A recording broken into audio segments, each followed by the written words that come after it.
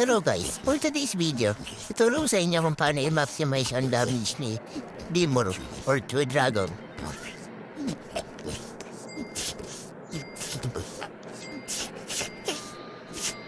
Lalapag muna ako ng early death kasi mahirap yung level na to eh.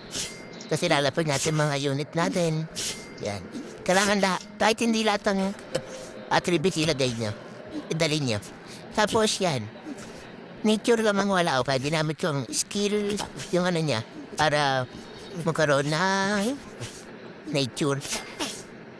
Ngayon, dadamitin natin ang gluttony para maano natin, ma-unlock natin yun, no? Sacrifice natin yung kada isang mga unit na nakalagay dyan para ma-unlock natin yung skill niya. Ayan, no? Isa-isayin natin yung ganyan hanggang sa ma-unlock natin lahat. Pwede natin ibalik yan, pero pag ginamit natin yung isang skill niya, mawala na talaga. Hindi pa natin pwede gamitin yung True Dragon. Pwede naman talaga. Pero ngayon kasi, iniisa-isa ko muna. Pinakompleto ko muna yung lahat ng passive dun sa taas para mas madali. Yan. Para ma-unlock yun, kailangan ko i-sacrifice pa si ano, si Grey dun sa gilid. Kasi light yun eh. Per attribute yun eh, no? Na-unlock na siya ng sinacrifice ko. Ngayon, para ngayon natin i-activate yung last skill niya, yung True Dragon. Kailangan natin mag-sacrifice ng unit sa kanya para ma-unlock. 1 million yung kailangan.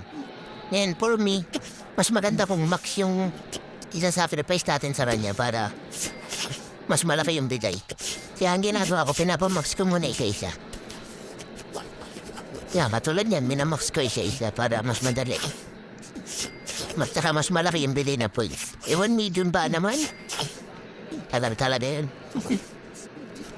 Medyo matagal-tagal ang process. Minsan inaabot ng 30 waves eh. Walang farm unit dito kaya mahirap.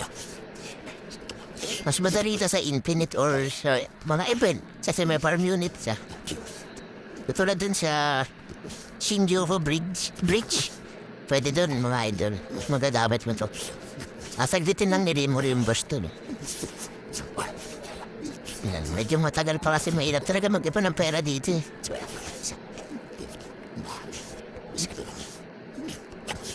Kumukunat na yung mga kalaban, hindi ko pa na-activate eh. Yan, malapit na.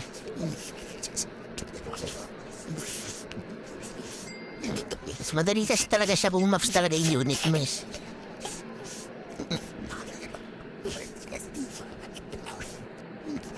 Medyo matagal siya, pero bids lang. Kasi kapag na-maximize mo na yung skill niya, mas ano na, saglit na lang talaga. I-basic mo na lang. Kahit tignan mo na lang eh.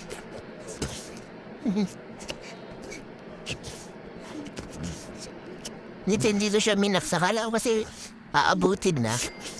Kaya nabitin pa rin pala kasi nakakalampas na yung mga kalabang kaya napamadali na rin. You know. Medyo nakakalampas na sila. Pero may yan. Yan natin kung konti pa ho lang. Nakala ko po mag-upgrade yung mag-upgrade. Yan. Konti pa. Yan, isa na lang. Max na siguro. Yun, pag max na, pwede mo na siyang ma-activate. Isa-isa mo na yung skill niya ngayon. Meron niya mga effects. Pwede mo nang pindutin yun isa-isa kahit ano na pindutin mo dyan, pwede na yan. Basta yung may check kasi yung iba hindi agad nag-open yan. Isa-isa mo na lang siya. Pindutin mo yan, ganyan. Isa na mo pindut ng babag kasi. Pero pwede mo nang pindutin yan isa-isa. Lahat yan pwede mong magamit. Natawag mo rin pa ako pindut doon, no? Yan. Pwede mong pindutin yan isa-isa. Mga ganyan, idol. Yun, no?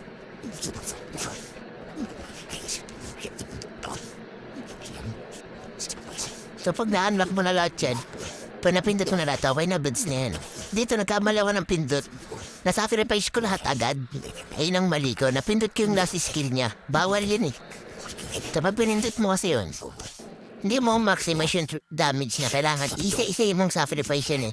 Gamit yung soul gluttony. Kaya ang nangyari ngayon, yung damage niya is 6 billion lang. Dapat nasa 30 billion yan eh. Nagkamali ako is na-sacrifice ko agad. Pero goods na rin yan. Kain na rin mga tuno ng bus. Kahit ganyan lang. Kahit yung buo. Kahit 25 trillion pa rin eh. Kahit yung tunawin mga idol. Yan, ganyan na. Ito na natatapos ang ating video. Salamat sa panonood nyo. Goods na yan.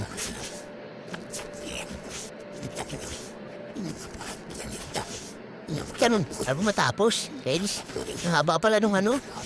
Ganun, hindi pa rin tapos. Talaga naman, no? Hindi ko na, kala ko tapos na ang putik na yan, no? Hindi pala.